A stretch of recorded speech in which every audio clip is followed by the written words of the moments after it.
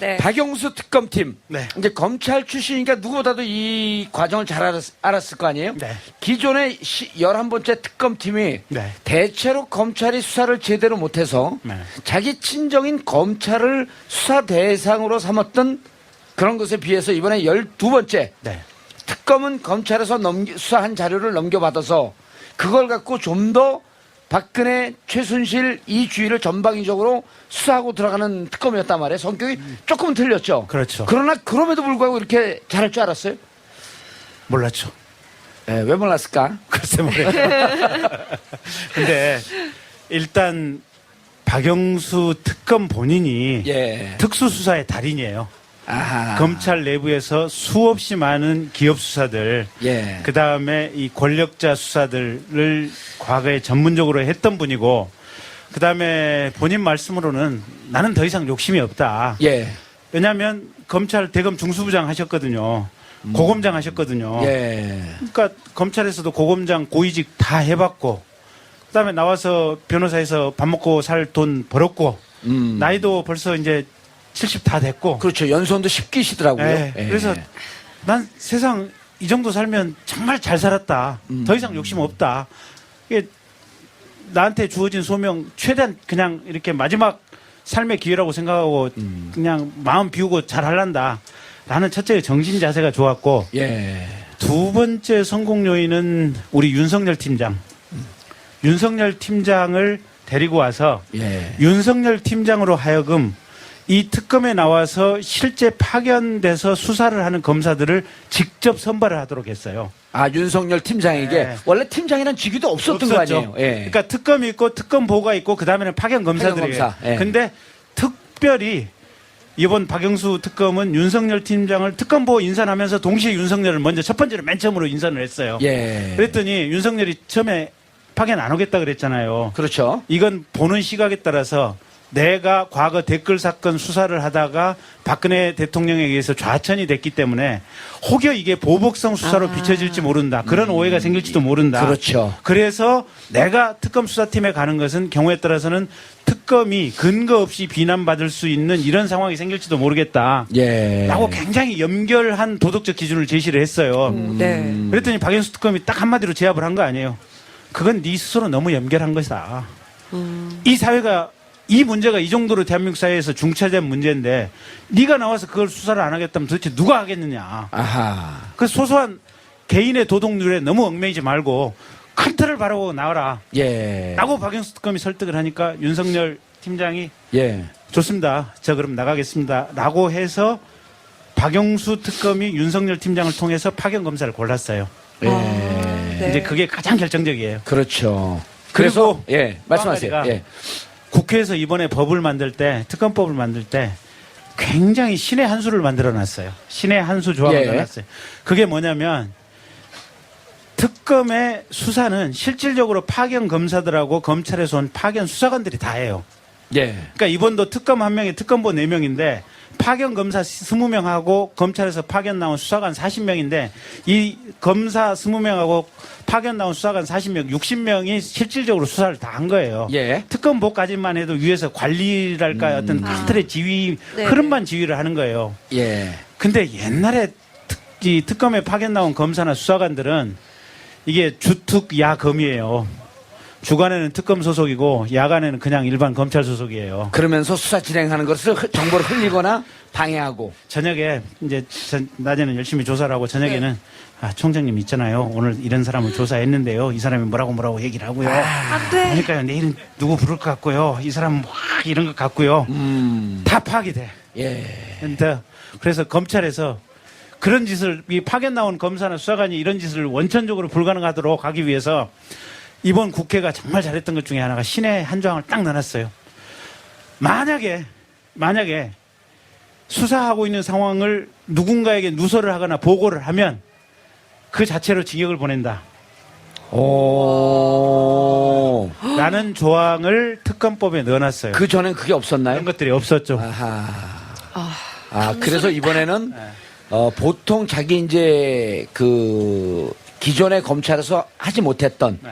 그 부분을 수사하다 보면 자기 친정을 손을 댈 수밖에 없거나 친정의 명예를 조금 흠집낼 수 있는데 그런 걸 원천적으로 좀 막았다. 그렇죠. 아하. 그래서 특검이 철저하게 수사 논리로만 수사할 수 있는 제도적 예. 또 인적 이런 분위기가 된 거예요. 예. 그러면서 윤석열 팀장이 검찰 내에서 최고의 에이스 검사들 한동훈 검사라든지 그렇죠. 이런 사람들 쫙쫙 뽑아 춘천지검에 갔던 이복현 검사라든지 네. 예. 그래서 이번에 수사가 제대로 된 겁니다. 예. 네. 근데 그래도 아쉬운 거는 네네.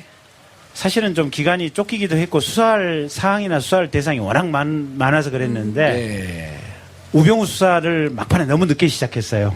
아. 막판에 너무 늦게 시작해가지고 우병우는 너무 급하게 조사를 하고 영장 청구를 했어요. 예. 그러다 보니까 조금 정제가 덜 된 상태에서 영장 청구를 하다 보니까 그래서 우병우는 영장이 기각돼 버린 거예요. 그랬죠. 예. 근데 우병우 전 수석의 수사를 늦게 했다 그랬는데 이제 물론 그 전에 김기춘 그다음에 조윤선 네. 이런 분들 그다음에 이제 그 대통령에 대한 대면 수사 네. 삼성 이런 게 중요했기 때문에 그런 것도 그렇죠. 있었겠지만 네.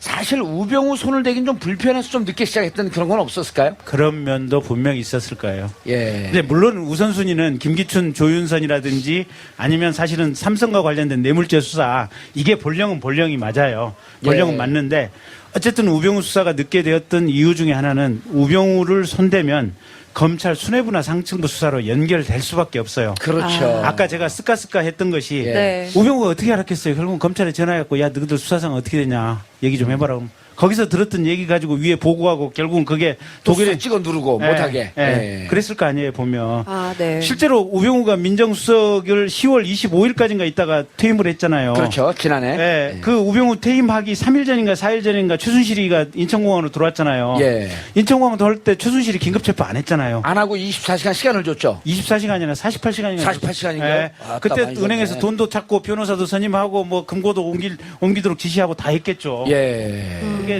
아니 근데 들어올 때 인천공항에서 핸드폰만 뺏었으면 아무리 대포폰이라고 하지만 예. 이것저것 많이 있었을 거 아니에요 그 기간에. 그때 긴급 체포하지 않았다. 그렇죠. 그러니까 10월 25일 날까지 민정수석을 하고 있었는데 22일 날 들어왔나요? 그랬을 거예요. 22일 날. 예. 그리고 이제 또 가장 지금 그 우병우 수석의 이제 영장이 기각되면서 예. 나오는 것 중에 하나가 7월서부터 지난해 7월서부터 9월까지 검찰 관계자와 약 한 2천 통의 전화 통화를 했다. 네. 이런 것도 지금 나오고 있잖아요. 그렇죠. 그게 검찰청법에 보면 민정수석은 검사들하고 통화하면 안 돼요. 그렇죠. 그 파악할 게 있으면 검찰총장에게 검찰총장에게 그렇죠. 검찰총장에게만 해야 돼요. 음. 정확히는 민정수석은 법무부 장관한테 얘기하고 법무부 장관이 검찰총장하고 검찰총장에게. 얘기하고 검찰총장은 일선 검사들하고 얘기를 해야 돼요. 그래서 검찰총장 입장에서 이게 보고할 거리다 싶으면 법무부 장관에게 보고를 하는 거고 예. 보고할 거리가 안 된다 싶으면 검찰총장이 끊어야 되는 거예요. 그렇기 위해서 검찰청법에 보면 검찰총장은 2년짜리 임기를 확실히 못 박아놓은 거예요. 예. 정치 권력이 그러니까 검찰이 정치 권력으로부터 완벽하게 독립을 해서도 안 돼요. 검찰이 완벽하게 정치 권력으로부터 독립하면 대한민국이 검찰공화국이 돼요. 이게 이 세상에 털어서 먼지 안 나는 사람 없어요. 정봉주도 털면 먼지 나요. 여기 있는 김경진도 털면 먼지 나요. 근데 저는 비 오는 날은 안 납니다. 우리 작가님도 털면 먼지가 조금 날 수도 있어요. 예. 다 먼지가 나요. 그렇죠. 근데 이게 검찰에 대해서 정치 권력이 통제가 안 들어가면 검찰이 조그만 먼지라도 다 털어가지고 그냥 타겟을 삼아서 털기 시작하면 대한민국 검찰 멋대로 하는 거예요. 아하. 그 옛날 미국에서 FBI가 미국은 그 FBI가 최고잖아요. 보면 그렇죠. 후보국장이 56년간을 FBI 국장으로 재임을 했어요. 56년간 대통령 8년씩 한다고 해도 대통령 7명을 갈아치울 동안 혼자 FBI 국장을 했어요. 예. 그게 뭐겠어요? FBI 국장을 하면서 각 대통령이 될 만한 정치 권력 실력자들의 모든 비리를 다 찾아내가지고 다 그 파일 조난 파일로 찍어 가지고 있는 거 아니에요. 대책을 바꾸려 치면은 그렇죠. 이걸 알고 있습니다. 아하. 요거 좀 보실래요? 그럼 제가 꼭 이 순간 FBI 국장에서 물러나야 될까요? 그러면 계속 계시죠, 뭐 일 잘하시는데. 그래서 수사기관이나 정보기관이 무서운 게 네. 그런 모든 것을 가지고 있을 수 있어서 그래서 검찰에 대한 인사권은 정치 권력이 가지고 있어요. 어쨌든 국민에 의해서 직접 검찰총장이나 검사장들을 선택하는 이런 절차를 거치거나 아니면 선택받은 선출직 공무원들, 국회나 아니면 대통령이 검찰이나 이 경찰이나 수사기관을 통제하는 장치는 분명히 두고 있어야 돼요. 예. 근데 그렇다 그래서 통제를 정치 권력이 멋대로 하게 되면 예. 또 이게 지금 우리가 봤던 최순실 국정농단 게이트에서 봤던 우병우가 했던 이 사태가 그대로 벌어지는 거예요. 지들이 수사하고 싶은 것은 수사하고 세상에 지난번에 그 국정원 댓글 사건 중간 수사 결과 볼 때 윤상현 지금 자유한국당 의원이 트위터 개수까지 정확히 기자들하고 만나서 얘기를 했잖아요, 보면. 그게 어디서 나왔겠어요. 김무성 씨, 그 다음에 그 강릉에 있는 그 김문현 의원입니까? 예, 정문원 의원. 그거 토시 하나 안 틀리게 그대로 얘기를 한 거 아니에요. 그렇죠. 보면. 그리고 나서 찌라시 보고 얘기를 했다 그러는데 검찰이 아무 처벌도 못 하고 있는 거 아니에요. 예. 엉뚱하게 그 조 누구 비서관입니까? 아니 엉뚱한 사람들. 조응천. 아, 예. 거기만 기소하는 거 아닙니까? 그러니까 정치 권력이 수사기관이나 이런 검찰에 대해서 장악력이 너무 세면 또 거꾸로 정치 권력이 집권을 하고 있는 정치 권력이 사정하고 싶은 대상만 사정하는 이런 문제가 생기는 거예요. 예. 그래서 그 중간 접합점이 검찰총장 임기제를 만들어 놔가지고 이 사람이 중간에서 자기 삶의 명예를 가지고 적당하게 정치 권력의 외압은 끊고 대신 수사를 할 부분은 정확히 수사를 하되 다만 정치적인 책임은 나중에 검찰 인사를 가지고 지라라고 하는 것이 지금 현재 만들어 놓은 이건데 예. 실은 검사들이 그런 어떤 제도의 큰 취지는 모르고 예. 그냥 출세에만 눈이 어두워가지고 알겠습니다. 우병우 수석이 전화하면 형님 그거 있잖아요. 그거는 어떻게 되고요. 이거 최순실 씨 요건 조심하셔야 되고 이런 얘기들이 그냥 다 나가는 거예요. 아하. 자, 이제 특검이 기한이 끝났고 자, 검찰로 넘기면서 우병우 수석에 대해서 저희는 불구속 기소를 할 거로 봤는데 네. 불구속 기소를 하지 않고 그냥 넘겼단 말이에요. 예. 우병우 수석 그리고 이제 보도에 따르면 예. 우병우 수석의 개인 수임료 누락 사건까지도 검찰이 좀 엄밀히 수사를 하겠다. 예. 이거는 뭐냐면 정강 그러니까 처갓집 회사인 정강의 개인 비리 문제도 해서 우병우 수석을 결국은 한번 구속을 한번 치겠다. 이런 행간의 뜻이 읽어지는데 어떻게 보세요? 우병우 수석 넘긴 거에 대해서. 그럴 수도 있죠. 근데 특검이 불구속 기소를 해버리면 예. 사실은 검찰에서 추가 수사해서 영장을 치기가 동력이 많이 빠질 수가 있거든요. 아하. 그래서 특검 입장에서는 검찰한테 정말 뜨거운 감자를 돌려준 거예요. 니들 스스로 어떻게 내부 사정을 하는지 한번 두고 보겠다. 예. 니 한번 잘해봐라. 네, 두고 예. 봐야죠. 근데 어쨌든 지금 당장에는 예. 특히 현재의 검찰 인력 구성으로는 우병우 수석에 대한 수사가 동력이 그렇게 클 것 같지는 않아요. 예. 왜냐하면 지금 검찰총장으로 계신 김수남 총장 그분도 이제 중앙지검장에 있을 때 역시 우병우 민정수석과 관계가 있었고 그다음에 이제 지난번에 우병우 수석을 조사하겠다라고 했던 대구 고검장 윤곽근 고검장도 그렇죠. 결국은 우병우 수석과 동기 친구 관계 이런 등등이 있기 때문에 더 나아가서 예. 지검의 차장검사들 또 진짜 수사의 실무 핵심인 부장검사들 예. 특히 서울중앙지검 특수부장이라든지 이 핵심들 있잖아요. 예. 그건 우병우 수석의 그윽한 눈에 들었던 사람이라고 봐야 돼요. 그 라인이었다. 네. 그윽하게 바라보면서 그분들이 부장검사 진급할 때 적절하게 영향력도 행사했을 것이다. 그윽한 사랑의 메시지가 오고 갔던 사이라고 봐야 돼요. 알겠습니다. 검찰이 나쁘네요. 나쁜 아니, 거 근데- 아니에요? 그렇게 되면? 그렇게 볼 순 없죠. 검찰이 왜냐하면 나쁘다기보다도 네. 인간은 어차피 이욕적인 동물이에요. 예. 출세와 돈을 위해서 살기 마련인데 문제는 그 정도 벼슬에 가 있는 사람이라면 네. 사실은 우리가 옛날 선비정신 있잖아요. 남산골에 살던 그 딸깍거리 선비정신들. 그 조선시대에 우리 가난하지만 내가 이 벼슬을 하고 있으면 이 명예로 살아간다. 이 자존심이 있어야 되는데 그렇죠. 예. 그게 없는 거예요. 좋은 날에 알겠습니다. 아나운서님 검찰이 검사가 2,000명이에요. 네. 2,000명 중에 지금 이 순간에도 퇴근하지 못하고 12시까지 밤새워서 일하는 검사들이 아주 이렇게 정의로운 검사들이 많이 있는데 5%도 채 되지 않는 그러니까 100명도 채 되지 않는 정치 검사들이 검찰 전체 조직을 망가뜨리고 있는 거거든요. 그냥 검찰 전체가 나쁘다 그러면 안 돼요. 우리 여기 어떤 검찰 출신의 김경진 의원님 같은 경우도 네. 한때 잘 나갔었잖아요. 잠시 잘 나갔죠.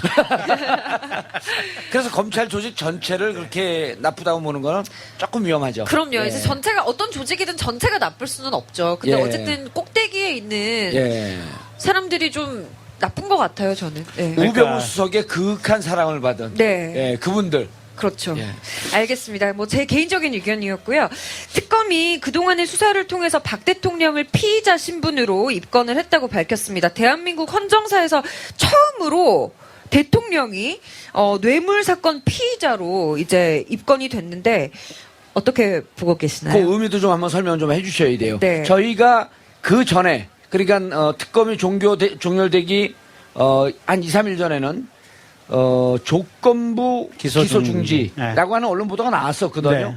그래서 조건부 기소중지하게 되면은 대통령직에서 나오자마자 바로 체포될 수밖에 없는 기소중지니까요. 네. 그런 상황이었는데 이번에는 그냥 입건만 했단 말이에요. 예. 이게 도대체 무슨 차일까? 실질적으로는 아무런 차이가 없다고 보시면 돼요. 아하. 그냥 똑같다고 보시면 돼요. 똑같다. 조건부 기소중지를 해도 예. 딱 수사를 재개하려고 마음 먹으면 나 재개하겠다고 도장 팍 찍고 선언하는 순간 수사 재개가 되는 거예요. 예. 그리고 피의자로 입건을 해놓고 조건부 기소중지를 안 한 안 하면, 상태는 계속해서 잠정적으로 수사 대상이다. 아하. 계속 잠정적인 수사 상태다. 예. 라고 얘기하는 것이기 때문에 실질적인 차이는 전혀 없어요. 근데 다만 조건부 기소중지를 해놓는 것은 무슨 의미가 있냐면 조건부 기소중지 결정문에 그러니까 이제 판사가 쓰는 거는 판결문이고 검사가 쓰는 것은 결정문이라고 예, 얘기를 하거든요. 예. 이 조건부 기소중지 결정문에 박근혜 피의자의 범죄 사실은 1번 이거, 2번 이거, 3번 이거, 4번 이거 이렇게 쭉 나열을 하면서 예. 요 피의 사실로 입건할 수밖에 없는 이유는 이러이러한 것이다. 예. 가령 뇌물죄로 입건하게 된 이유는 가령 최순실이가 이렇게 얘기를 했고 예. 그다음에 이재용이가 이렇게 얘기를 했고 또 안종범의 수첩 몇 쪽을 보니까 이러이러한 내용 기재가 있고 이런 상황을 종합해 볼 때 뇌물죄의 피의자로 입건하기에 합리적인 의심할 만한 증거들이 충분히 있기 때문에 피의자로 입건한다. 예. 이렇게 써놔요 보면. 아하. 근데 피의자로 그냥 입건하기만 하고 수사를 계속할 때는 그 내용을 굳이 안 써도 돼요. 굳이 안 쓰고 포괄적으로 열어놓는 거네. 네. 그러니까 박근혜 대통령 입장이나 검찰 입장에서 보면은 조건부 기소 중지되게 되면 요쪽 예를 들어서 요 정도 범위 내에서만 수사를 하라라고 하는 가이드라인이 좀 주어지는 거고 네. 입건만 하게 되면 앞으로 검찰에게 무궁무진하게 청와대 압수수색도 못하지 않았냐, 네. 대면 조사도 못하지 않았냐. 그러니까 당신들이 그걸 넘겨받아서 탄핵이 인용되면 그때부터 무한히 좀 수사를 해봐라. 네. 오히려 검찰로서는 좀 좋게 넘겨받은 거네요, 그러면은. 근데 그러지도 않아요. 조건부 기소중지가 됐다고 그래서 예. 검찰이 추가로 밝혀진 부분을 더 수사를 못하느냐? 그것도 아니에요. 아하. 그러니까 양자 차이가 별로 없어요. 예. 근데 잠정적으로 중단했다고 대통령직을 나갈 때까지 잠정적으로 중단하겠다고 공식적으로 선언을 하느냐? 예. 아니면 그냥 잠정적으로 수사 상태로 계속 놔두느냐? 가느냐? 아. 그 차이밖에 없어요. 실질적인 차이는 아무것도 없어요. 그래서 그렇게 되면 검찰이 의지를 갖게 되면 조건부 기소중지가 됐든 네. 혹은 그냥 단지 피의자로 입건이 됐든 예. 검찰의 의지만 있으면 무궁무진하게 수사를 해나갈 수 있겠다. 그렇습니다. 예.